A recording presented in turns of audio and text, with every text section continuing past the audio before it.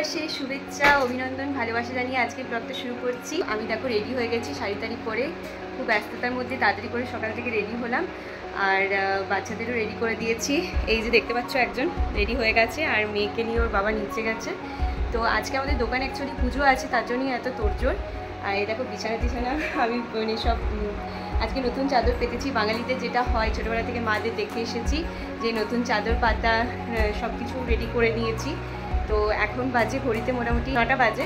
তো ব্লগটা এখন থেকে শুরু করছি। ব্লগটা লাস্ট অবধি দেখার অনুরোধ রইল। তোমাদের ভালো লাগলে অবশ্যই লাইক করো, তোমাদের একটা লাইক আমাকে আরও একটা নতুন ভিডিও করতে অনেকটা মোটিভেট করে।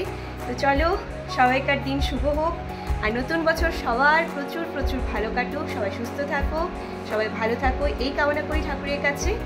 হাই করে দাও, এদিকে সবাইকে হাই করে দাও। এই যে এই যে হাই হাই করে দাও, হাই হাই বাবা। এই যে আমরা এখন দোকানে চলে এসেছি আর দেখো ঠাকুরেরও সমস্ত জোগাড় হয়ে গেছে। মা আর আমি মিলে অনেকটাই তাড়াতাড়ি হাত লাগিয়ে করে নিয়েছিলাম, কারণ ঠাকুর মশাইয়ের তাড়াতাড়ি আসার ছিল। ওদিকে ঠাকুরের জোগাড় করে এখানে আমি বসে গিয়েছি এখন ফলগুলো কাটতে। নানা রকম ফল সেগুলোকে কুচি কুচি করে নিয়েছি।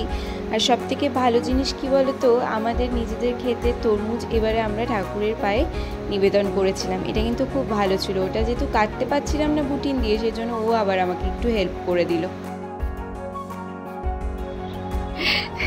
পুজো এখনো শুরু হয়নি, আগেই নম করছি।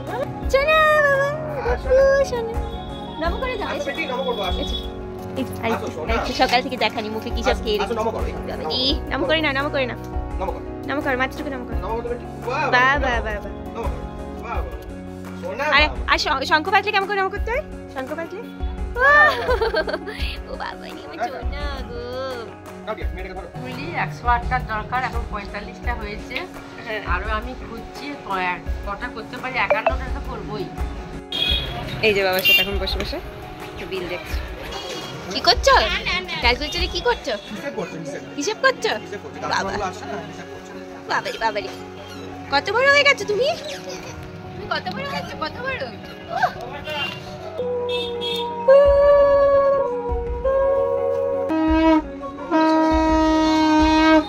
যেহেতু ঠাকুরমশাই নারায়ণ শিলা নিয়ে ঢুকছিলেন, তাই জন্য ওটাই নিয়ম আমাদের যে ওনাকে শঙ্খ এবং উলুধ্বনি দিয়ে পরে আমন্ত্রণ জানাতে হয়। তো ছোটবেলা থেকে দেখে এসেছি বাবা দোকানে হালখাতা পুজো করার জন্য কালী মন্দিরে যেত আজকের দিনে। তো এখানেও দেখো খাতা পুজো হয়ে গেছে। ঠাকুরমশাই এখানে যজ্ঞের সমস্ত অ্যারেঞ্জমেন্ট করতে শুরু করে দিয়েছেন, তার সাথে পুজোও করছেন একধারে। মুখে জানতে পারলাম এই দোকানটা নাকি ওর দাদুর সময়কার। আর এই যে পুজোটা সেটা শাশুড়িমা শুরু করেছিলেন আজ থেকে প্রায় 30-32 বছর আগে। আগের 2 বছর কোনো অসুবিধার জন্য বন্ধ ছিল বলে এই বছর আবার আমরা সবাই মিলে পুজোটা শুরু করলাম।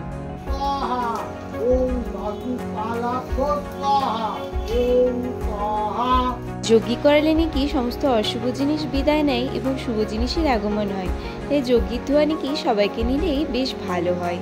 তো এখানে আমরা সকাল থেকে যেহেতু না খেয়েছিলাম সেই জন্য পুষ্পাঞ্জলি দিয়ে নিয়েছি। তারপর ঠাকুরের পায়ে সেই ফুল নিবেদন হয়েছে। এই দেখো পুজো আমাদের এখানে কমপ্লিট হয়ে গেছে। এখন প্রসাদ সাজিয়ে সবাইকে বিলি করার পালা। এই খালাতে প্রসাদ সাজিয়েছি, একে একে সব বিলি করা হচ্ছে। থেকে সমস্ত কাজ মিটিয়ে আসতে আমাদের প্রায় 2টো বেজে গিয়েছিল। তারপর এসে পরে বাচ্চাদের খাওয়ানো, নিজেরা খেয়ে দিয়ে একটুখানি রেস্ট করেছি। এই দেখো এখন বিকেলবেলায় উঠে পড়েছে আর ওদের এখন খেলার সময়। দেখেছো প্লে টাইম, একজন ওকে ধরিয়ে দিচ্ছে আর একজন স্ট্যাকিং গেম খেলছে। এরকম যদি নিজের মনে খেলতে থাকে কত ভালো লাগে বলো, খুব শান্তি লাগে। তারপরে আমরা সন্ধ্যেবেলাতে আবার একটু নতুন জামা পরে রেডি হয়ে চলে গিয়েছিলাম এই যে মলের মধ্যে। যে স্টাইল মারছে ওখানে, লুকটা একবার দেখে বলো তো কেমন লাগছে? খুব হ্যাপি না? দেখি টাকা ওইদিকে, এদিকে কি আর তাকাবার অবকাশ আছে এখন? যতই ডাকি না কেন, দেখছো না কত কাজ, সেলফগুলো পরিষ্কার করে দিচ্ছে, জামা কাপড় গুছিয়ে রেখে দিচ্ছে। যাই হোক, এখানে যে মলে গিয়েছি ছোট ছোট জিনিসগুলো বাচ্চাদের দেখলে এত লোভ লাগে না, না নিয়ে থাকতেই পারা যায় না। আর এই যে দেখো একজন বলছে আমি নিজে নিয়ে যাব কাউন্টার পর্যন্ত। তারপর এখানে কতগুলো বাচ্চাকে পেয়েছি, তাদেরকে দেখে পরে ওদের সাথে একসাথে হাঁটতে শুরু করেছে। মল থেকে আমরা তাড়াতাড়ি ফিরে গিয়েছিলাম। এখানে এসে পরে আমি ওদের জন্য আজকে রাত্রিবেলায় চিড়ের পায়েস করে দিয়েছিলাম। চিড়েটাকে কাঠকলে ভেজে নিয়েছি, তাই এদিকে দুধটাকেও ফুটতে দিয়ে দিয়েছি। তারপর চিড়েটা ভালো করে ধুয়ে পরে দুধের মধ্যে দিয়ে দিয়েছি।